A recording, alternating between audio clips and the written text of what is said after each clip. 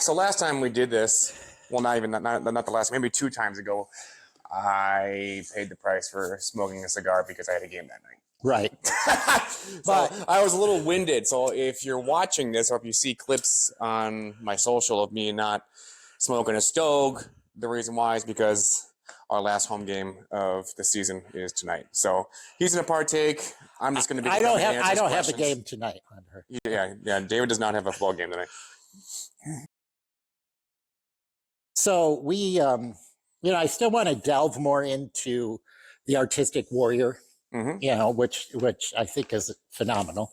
So I came up with some more, maybe deeper questions. Okay. So maybe, I don't know how many I got. Maybe 5, 10. I don't know. Does this episode have a theme? Artistic warrior, but just deeper. Okay. All right, kind of. And then I want to do, like, what do they call that? Where they rapid fire questions. Lightning round. Yeah, lightning round to you.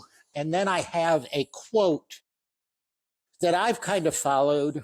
I probably heard it 20 years ago, maybe longer than that. And I just want to hear your take on that quote. Okay. So that's kind of, I guess just delve deeper into the artistic warrior thing and your thinking along those lines and that. So, you've had a lot of successses. You have had a lot of successes in your life at a relatively young age. But when did you realize that sex? Well, that's in the book. Yeah, that's definitely in the book. It's not X-rated, but it's in the book. When did you realize that success alone couldn't satisfy a man's soul?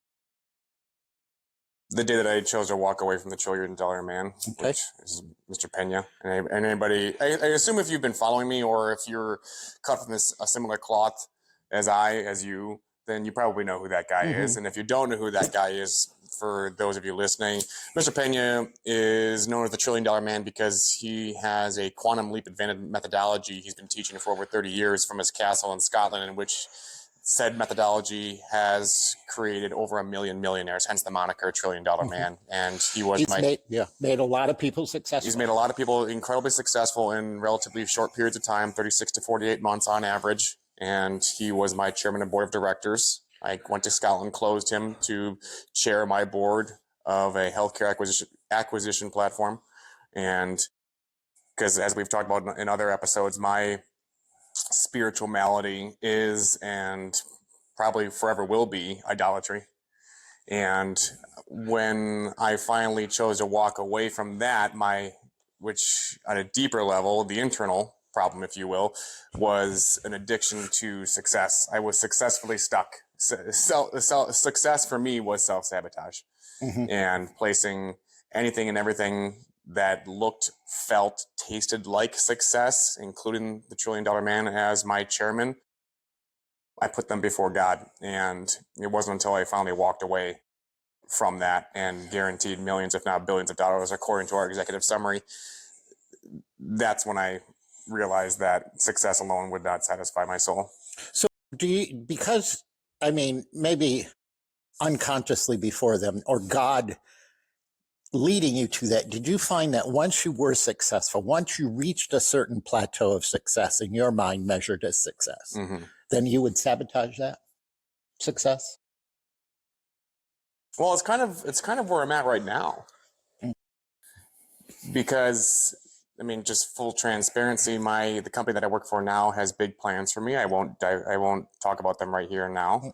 But I was tempted to just kind of stay put where I'm at the level that I'm at right now. It's like, how much success do you really need, Hunter, in order for you to be content and satisfied?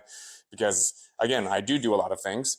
Would more responsibility, more influence, ascension in the company that I'm in right now, and perhaps even the industry itself and QSR, would that sabotage some of the things that I love? Writing, athletics, all of those things. But then that goes back to one of the axioms of Artistic Warrior, is that you don't have to choose. In fact, you need all of those things, including the influential part of your responsibility, the top of my core values that make you you.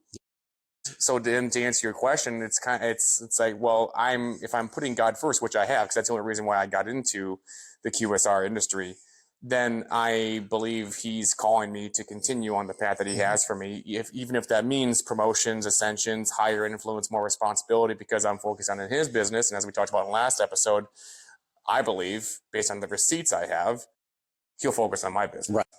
So I'm good. Maybe the same question, but asked a different way. What part of your own life forced you to become an artistic warrior? What part of my own life forced me to become an artistic warrior?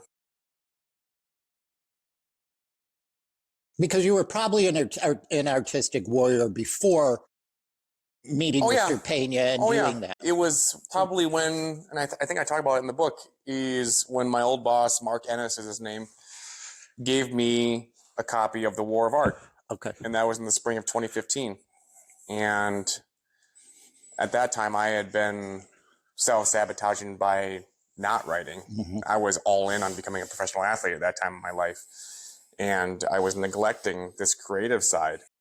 And I read that book at least once a year for the next 10 years until I finally sat down and wrote that thing. And that was probably when the seed was planted, when Mark gave me that book, David, back in 2015. And every time I read it, it was like a kick in the ass. Do you think the seed was planted before and that book was the water? The seed, well, yeah. I think the seed was planted when I was 11. I mean, you talk about in your book, and this is a story I remember. I love it because obviously your wife is a teacher. My father was a teacher. Education is big. How you had that one teacher that really drew out your writing. And that's when you first felt seen, I guess, or sick. Hey, I can do more than, But then as I talk about in the book, then I took one look at my buddies. Right. And they were all athletic and skinny and all of these things. That's where the seed was planted. Oh, yeah. And then the book was the water and the sun, right? Yeah, I think so. That's probably a better way to put it. Where do you think most strong men quietly struggle today?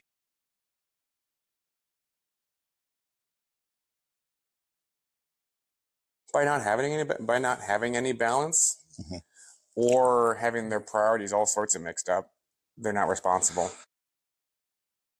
But I know that for me, and again, we've talked about it on previous episodes, if you ever go too long of a time without integrating one of those important aspects of your life, be it the creative, be it the competitive, be it the financial, be it the provisional, then you're going to suffer. It's going to come out in some way, shape, or form, as I talk about in my upcoming book, as the other guy. Right? It's not going to be good.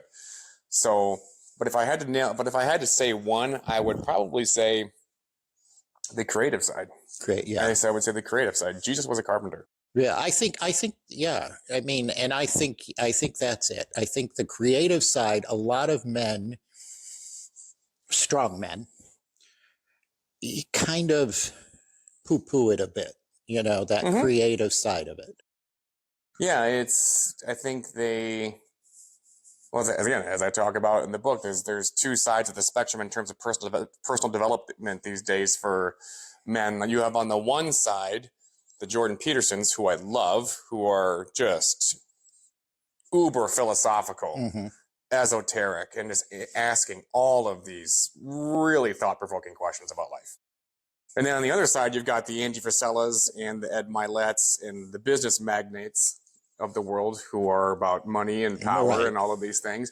But it's like something in the middle. So success is not, well, I'm going to ask my next question, then I'll give an answer, but you can give an answer too. What lies about manhood do you think men are believing right now? What popped into my head right as you said that was, so a gentleman that I didn't spend a whole lot of time with at Grand Valley. He was, I forget his actual title, but he was essentially the guy that made sure all of us, my teammates, stayed eligible to play. in terms of making sure that we had a high enough GPA to continue to play and not be suspended. And he was great. I saw a clip of his, and he was speaking to a group of students at Grand Valley. And the case that he was making is education being the great equalizer. And he said, and you want to know why why education is the great equalizer? Here's why. Because if you don't have it, you're going to end up saying, "Hi, welcome to McDonald's. How may I help you?" And that really pissed me off. Right. You know. Well, you know my feelings on that. It's because that's the exact opposite of what we should be telling them. Because this industry, if you're a high performer, you are going to kill it. Right. Not only because your peers are just nowhere near you, and that's not being pejorative, but also there comes a weight with that your peers are not at your level, because then you have an obligation to build them up. Yeah, the whole flipping burgers thing. Yes, if you have an obligation, and you have an obligation, if you are a high performer, to build them up, because that's the only way that you're going to continue to ascend.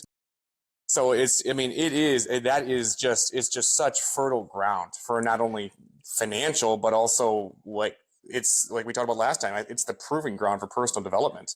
Education is not the great equalizer, or let me rephrase that. Education with the goal of getting a job, a career, is not the great equalizer. No. What is the great equalizer? I'm jumping off here. What is the great equalizer? So if you were to give that same quote to someone, but you would substitute education, the word education, what would be the great equalizer?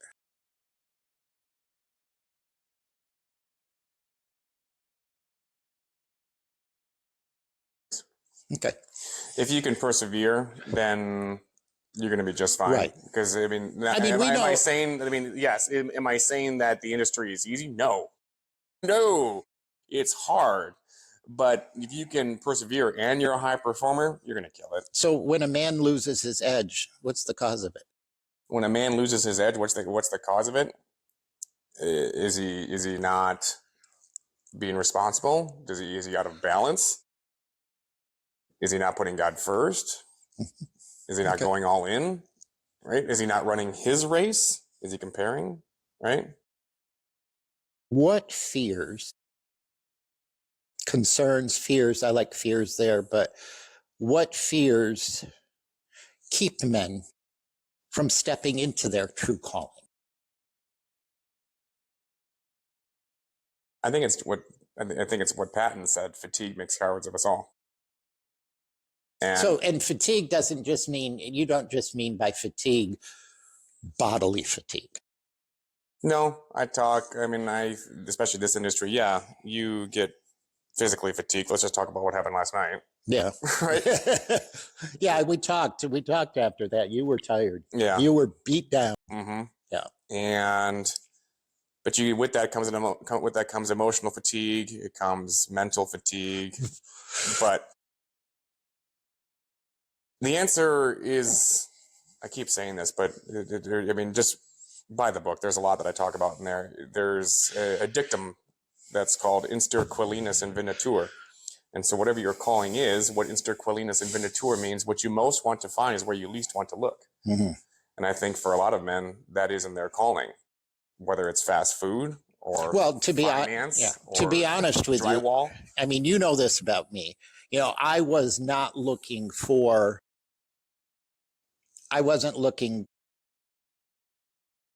to fast food for success, right? Mm-hmm. I wanted success for success sake. Mm-hmm. And so at 20 some years old, we got into fast food, right? Mm-hmm. Because that was going to be the vehicle to get me to success. Yep. And then I ended up buying all into QSR, and never thought in a million years that I would be Mr. Subway Dave. Yeah, Subway Dave. Yeah. I never thought in a million years I'd be Subway. Yeah, I think a lot of people see their fast food job, as a stepping stone instead of the cornerstone. Right, exactly. And it ended up being my cornerstone instead of my stepping stone. Right. How does brotherhood And we had a little bit of a conversation about this before, fellowship and brotherhood and that kind of thing.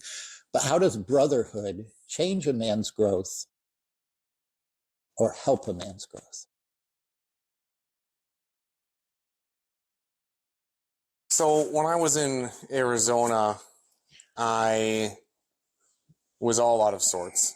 I was probably participating in what some might even call witchcraft with crystals and other totems to see where I was going and all of these things. And I got to the end of my rope, and that's where faith began, because I almost committed suicide, and I admitted myself into cognitive behavioral therapy. And then just out of the blue, I heard from my friend Moss. Moss is his last name, because I went to school with like 7 different Alexes, so we just knew them all by their last name. That was the 90s name. and Moss called me one night, and he just said, "Hey, we were just talking about you at the fantasy football draft, and we were looking around the room, and we just said, has anybody talked to Hunter?" And they just said no. And so I was telling Moss what was going on with me, and he said, "It's okay to not be okay." And I think a lot of guys don't know that because they shun it, right? They think it's being soft. They think you're a pussy for doing all of those things, or to even throw around the word mental health, because it's such a buzzword now that it's lost its meaning. Right. And that's dangerous, because there are people who actually do suffer from it and are stuffing it down rather than raising a hand saying, "I need some help." Yeah. So Yeah. I think had it not been for that call, I don't know. I don't know what would have happened. Yeah. Yeah. So kind of piggybacking on that then, what role does suffering play in shaping an artistic warrior or shaping a warrior? Well, that's why I think training is such an important piece of it. Is that kind of the iron sharpens iron thing, or what? How would you what role does suffering play? It recreates your interpretation of what hard is. This is something that I've talked about before. The hardest workout I've ever done, I've only done it once, and that's why. But it's called the critical zone. And it's from Tony Holler. Tony used to be a sprint coach of mine. I still stay in touch with Tony. And it's right towards the end of the year. So mid summer, when track season's starting to wrap up, and you're really at your peak for the 400-meter dash. And so what it is, it's 2 broken 400s, and you do a 10-minute break, and then you do it again. So you run a 200-meter sprint, walk back to the starting line, do it again, take a 10-minute break, and then do that again. I mean, just so you guys know, full recovery for sprinting is 1 second per every 10 meters covered. So full recovery for a 200-meter sprint is 20 minutes. Okay. So a 400 is 4. Okay. Yeah. So if you run a 200-meter and then you walk back, which might be a minute, and then do it again, like, it sucks, but it really sucks. But then after the lactic acid starts to accumulate in your legs for 10 minutes when you're sitting there doing nothing, then you go and do it again. I mean, it feels like you just drink a gallon of anthrax before you do your 3rd one, and you got 1 more left. Yeah, I think one of my, I like the idea of life verses, but I think a lot of verses are life, could be life verses. So I used to, as a kid, it was like, what's your life verse? That's kind of a Christianese language, And I would always say, I can do all things through Christ Jesus who strengthens me. And then I would think about, as I got older, I started thinking about that. And it's like, no, I can't do all things through Christ Jesus. My take on the verse was, I can do all things through Christ Jesus. So Jesus, I'm going to go lift, I'm going to go do a 350-pound deadlift, because I can do all things, right? Or, I can do all things through Christ Jesus. I can go on the track field and, have Hunter next to me, and I can run just as fast as him. Because, I can do all things, right? But I think that, maybe I could suffer and work and suffer and work and suffer and work and get myself to a point where I couldn't do a 300-pound deadlift. So the suffering gets you to the goal. Yeah, it reminds me in the Gospel of Mark when Jesus sees the blind man and he spits on the ground and then makes some mud out of it and he rubs it on his eyes and he says, "What do you see?" And the guy says, I see what looks like to be trees moving around. And then Jesus just waves his hand and then all of a sudden he can see. That's the only miracle that happened in stages. Yeah. Yeah. Yeah. I was trying to think about the paralyzed man, and he had the four buddies, brotherhood, that, tore the roof apart. Mm-hmm. They were gangster and ripping down a roof to lower Jesus in. I was trying to think if that was a stage thing, but because he said, rise, get up and walk, but he also said your sins are forgiven. So, but it wasn't a stage, where he, yeah. So I think that just buttresses the point that you're making is that, yeah, things might not happen right away, but they can happen over time. Through Christ, yeah. Mm-hmm. What role, or when you look out across the landscape of culture today, where do you see men drifting the most? From responsibility. Yeah. From responsibility. They're chasing their dreams instead of their duty. Yeah. Mm-hmm. There's a lot of overgrown infants. Yeah. What's the other word you use? Man-child? Is that what? Is that? Yeah.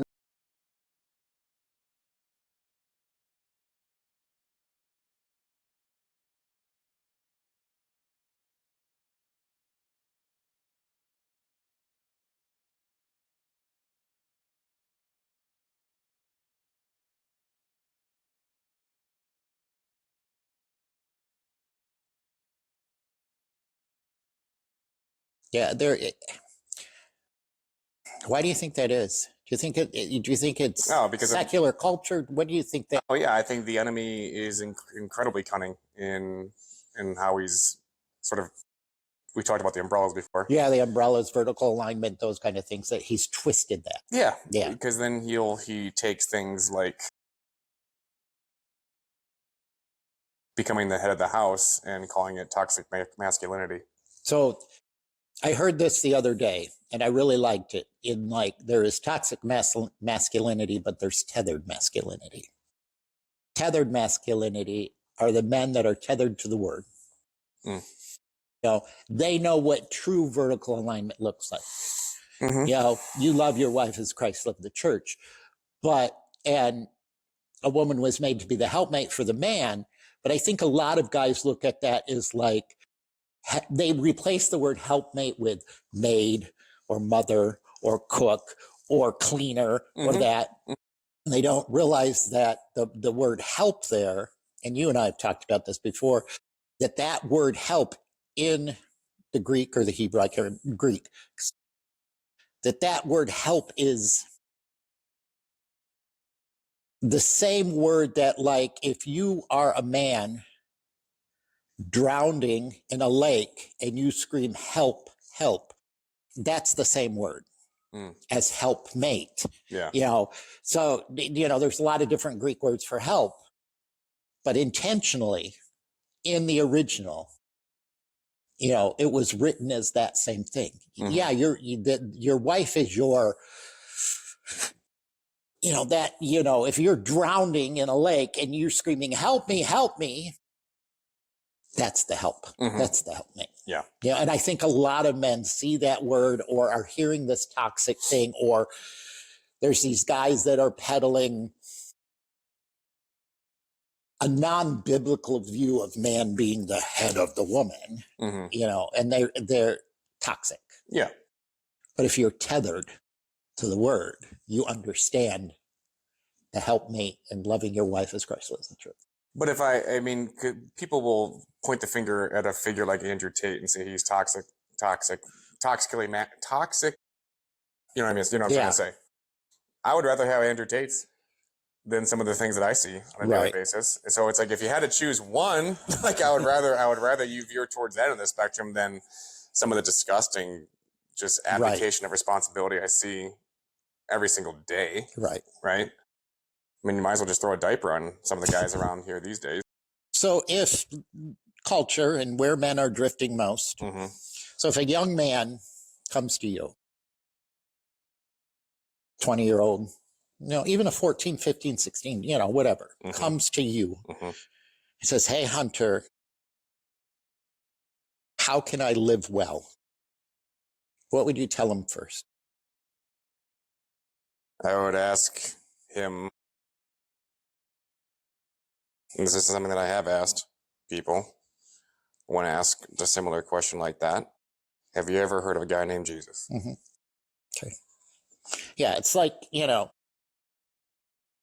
I don't think any, I don't think any man can truly be a man without the Lion of Judah. Mm-hmm. And I purposely said the Lion of Judah instead of the Lamb of. Mm-hmm. I think we look at Jesus as this long-haired hippie freak and forget about the Lion of Judah. Yeah, it's really interesting how he works, because we watched Dave Chappelle's latest special on Netflix, and his grandmother had a saying when raising him that was, sometimes you have to be the lion so people can see the lamb you really are. I must have seen that, because that yeah. Mm-hmm. Yeah. I think that people look, especially in today's culture, forget about the lion. Yeah. All right. I want to do rapid fire. All right, here we go. You ready? Yep. So some of these are based upon some of the longer form questions that I just asked, Okay. but keep it to one word. Okay. One habit every man should build. Cold shower first thing in the morning. One habit every man should drop. Doom scrolling. Morning routine or night routine. Morning routine. Hard work or talent. Hard work. Solitude or brotherhood. Brotherhood. Best book for a young man. Mine. A man you respect most.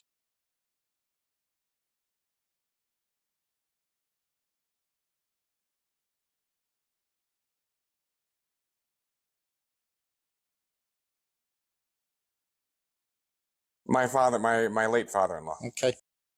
One trait of a strong leader. Humility. One trait that ruins leaders. Pride. Best way to build discipline.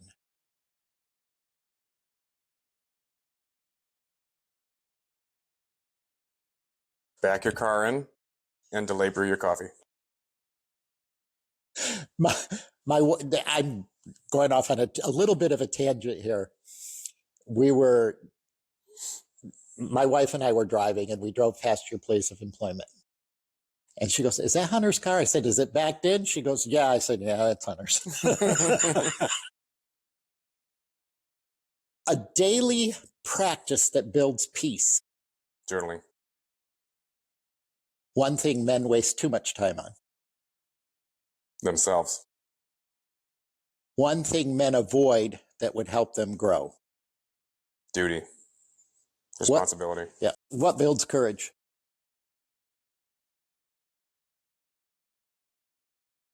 Prayer.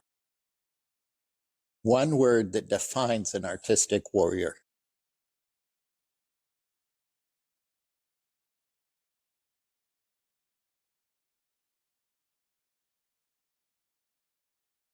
Dragon. And the reason why I say dragon is because a dragon is an amalgam of a cat, a reptile, and a bird. So though it's a fictional creature, it is a combination of many things. And that is what an artistic warrior is. I like that. All right, so I also happen to have, that's funny because I also happen to have a and you dragon, have a on my dragon. back. I know. I just realized that. Yeah. So there's a saying that's been floating around. It's been floated around for a long, long time in the restaurant industry, mainly in QSR and that. And I want your take on it, and then I'm going to ask a couple questions of it. But so the saying is, to be good in the QSR industry, you must be passionate. To be great, you must be obsessed. Okay. That's the quote. Okay. Give me your take on it.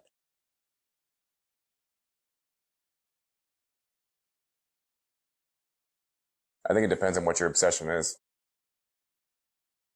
Because it's somewhat abstract. Obsessed about what? Yeah, I mean, this is a bumper sticker saying, to be good in the QSR industry, you must be passionate about the QSR industry.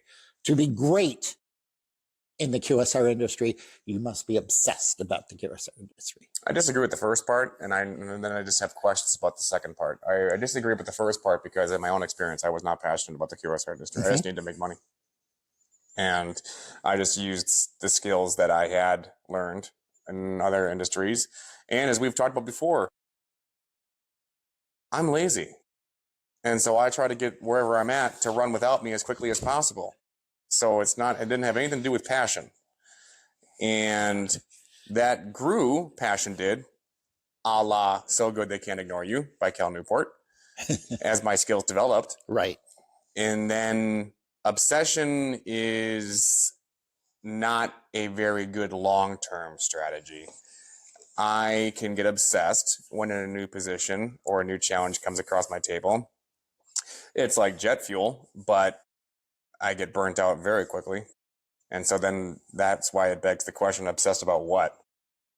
If you're obsessed about it, if you're obsessed about bringing more people through the process of realizing that fast food can fast track their dreams, then I agree with it.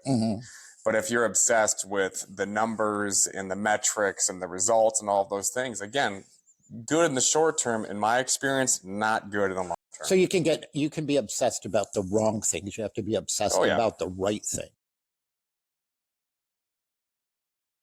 Yeah, because I think so. I agree with a lot of what you said. You know, I'm not necessarily a buyer of that slogan, and I've heard it for decades. You know, so I have no idea who first coined it, where it ever came from, or anything like that. The fact that it's a slogan already tells me I don't agree with it. You know why? What is it? Because slogan comes from the Welsh words slwag and garum, which means battle cries of the dead. The dead. But the obsession part, I think I think you can develop tunnel vision, i.e. metrics, KPIs, those kind of things. And you develop tunnel vision to the point of, you can't cut your way to success.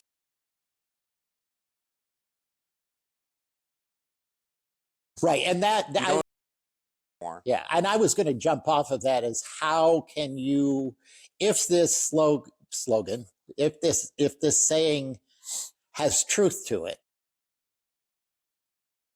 then how can you be obsessed about something? An obsession isn't necessarily a bad thing, you know, relatively, you know, but how can you be obsessed about something without it turning into micromanaging? And I think that's a slippery slope. That you can get so obsessed about your key performance indicators, your metrics, and those kind of things that you end up micromanaging. And the minute you go down that road as a leader is the day you stop becoming a leader. Right. Start eroding as a leader. Right. You start eroding as a leader, but the day you start going down the road of micromanaging is the beginning of your demise. You know, and I truly believe that. You know, and the more you can let go and let your team, the more success you'll have. Mm-hmm. Long term, yeah. Oh, yeah. Mm-hmm. You know, and I think that's extremely hard, especially for this industry, because in this, it's Wednesday to Tuesday. Like, okay, it's right. Wednesday. How do we do? But How do yeah. we do? How do we do? Yeah. It's always about how do we do instead of where are we going. Right. And I think it's very hard that letting go part and letting your team is extremely hard for the entrepreneurial franchisee. Mm-hmm. You know, that's very hard to do, is to move from that entrepreneurial mindset to the executive mindset. Mm-hmm. I think that's very hard. And I struggled with it for a long time. And I think you just created a really good jumping off point from potentially a new series talking about fast food, maybe for the next couple episodes. 5-star ratings only. His words. That's David Taylor. Follow him on LinkedIn. I'm Hunter Charneski. LinkedIn, Facebook, all that good stuff. Share this blog. Share this around. Yep. HunterCharneski.com or Amazon. Pick up a copy of that book, and we'll talk to you guys next time. All right. I'm going to eat and then hit the road. Yeah, me too. I have to run and get